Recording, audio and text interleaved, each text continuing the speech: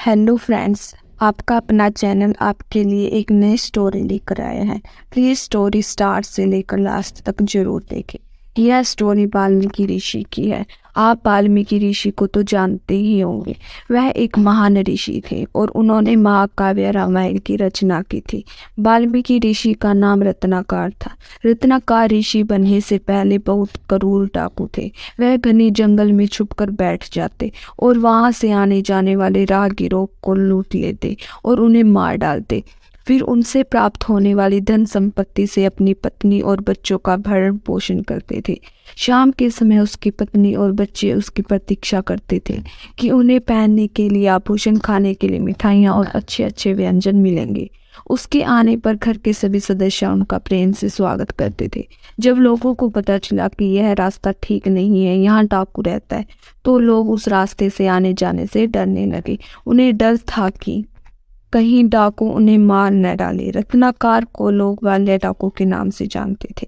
एक दिन नारद मुनि हाथ में वीणा लिए नारायण नारायण का जाप करते हुए जंगल से निकल रहे थे। वाल्य डाकू वहीं जंगल में छुपकर बैठा हुआ था तथा यात्रियों की प्रतीक्षा कर रहा था, जिससे यह यात्रियों को लूट सके तथा आज अपने परिवार का भरण पोषण कर सके। नारद मुनि के शब्द वाले डाकू के कानों तक पहुंचे। वह उन्हें लूटने के उद्देश्य से उनके सामने आए और कहा, तुम्हारे पास जो भी है वह सब कुछ मुझे दे दो। नारद मुनि ने उसे देखा और शांति से हंसते हुए कहा, मेरे पास हाथ में वीणा और मुख में हरि नाम के अलावा और कुछ भी नहीं है। इस पर वाले डाकू ने तलवार निकाली और कहा, जो भी है सब कुछ मुझे दे दो, वरना मैं तुम्हारी गर्दन उठा दूंगा। इस पर हंसते हुए नारद मुनि ने कहा, खुशी से मेरी गर्दन उठाओ, लेकिन इससे पहले मेरे एक प्रश्न का उत्तर दो। वाले डाकू ने कहा, पूछो। नारद मुनि ने कहा, ये सब करने से तुम्हें जो पाप लगेगा और उस पाप के कारण तुम्हें बहुत दुख भोगने पड़ेंगे, तो तुम ये सब क्यों करते हो? वाले डाकू ने कहा, मैं ये सब कुछ अपनी पत्नी और बच्चों के लिए करता हूँ। नारद मुनि ने कहा, जिनके लिए तुम ये पाप कर रहे हो, क्या वो तुम्हारे इस पाप का आधा फल भोगने के लिए तैयार है? रत्नाकर बोला, हाँ, उनके लिए ही तो ये सब कर रहा हूँ, वो भी तो इस पाप का आधा फल भोगेंगे। नारद मुनि ने कहा, तुम पहले घर जाओ और उनसे पूछो कि वे तुम्हारे इस पाप का आधा फल भोगने के लिए तैयार हैं या नहीं।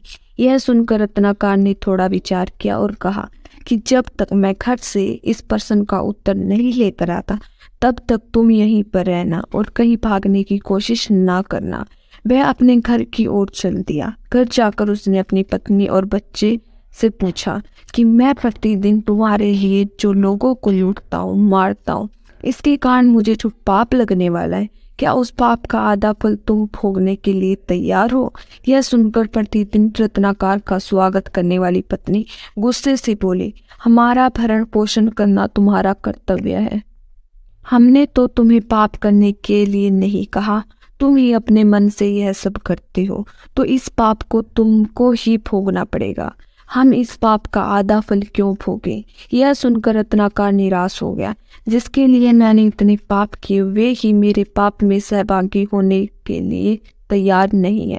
वह दौड़ता हुआ जंगल की ओर आया और नारद मुनि के पैर पकड़कर रोने लगा। वह बोला, मुनिवर, मुझे माफ कर दीजिए। मेरे घर वालों ने मेरे पाप में सहभागी होने से मना कर दिया। मुझसे बहुत बड़ी गलती हो गई। मेरी गलतियों के लिए मुझे माफ कर दो। मुझे इस पाप से मुक्त होने के योग्य मार्ग आप ही बताएं। नारद मुनि ने उसकी पीठ पर प्रेम से हाथ फेरा और उसे उठाया। उन्होंने कहा कि तुम श्री राम के नाम का जाप किया करो।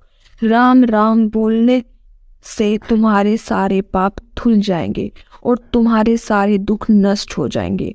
नारद मुनि का कथन सुनकर वाले डाकू ने उनसे आशीर्वाद लिया और वह राम नाम का जाप करने लगा। वाल्य डाकू ने इतने पाप किए थे कि वह प्रभु श्री राम का नाम भी ठीक से नहीं ले पा रहे थे। राम राम कहने की बजाय उनके मुख से मरा मरा शब्द ही निकलता था।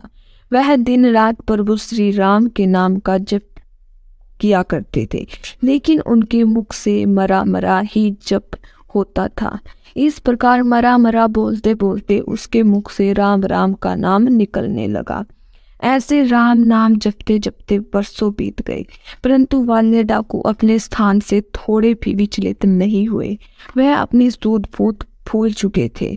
वह राम के नाम के जप में इतना मगन हो गए थे कि उनके शरीर पर चींटियों ने बांबिया बना ली थी, अर्थात चींटियों ने अपना घर बना लिया था और उन्हें पता तक भी नहीं चला।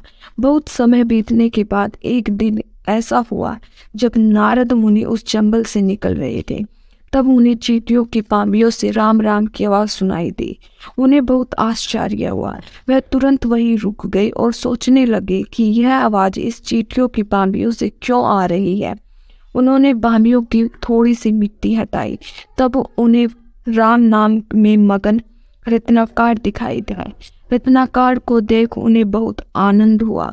उन्होंने धीमे से रत्नाकर को पुकारा। रत्नाकर ने धीरे धीरे आंखें खोली। उसने अपने सामने नारद मुनि को देखा और उन्हें बहुत आनंद हुआ। उसने उनके पैर पकड़ लिए। उनकी आंखों से अश्रु की धारा बहने लगी, जिससे उसके चरणों का अभिषेक हो गया। नारद मुनि ने उनको उठाया और शांत करते हुए कहा, उठो, अब से तुम डाकू रत्नाकर नहीं हो। अब से तुम्हें लोग वाल्मीकि ऋषि के नाम से जानेंगे। आगे जाकर वे वाल्मीकि ऋषि के नाम से प्रसिद्ध हो गए। तो फ्रेंड्स, आपने देखा कि ईश्वर का नाम जपने से एक डाकू के सभी पाप धुल गए, वह ऋषि बन गया। हमें भी इसी प्रकार ईश्वर का नाम जप करना चाहिए। नाम जप करने से हमारे सारे पाप नष्ट हो जाते हैं।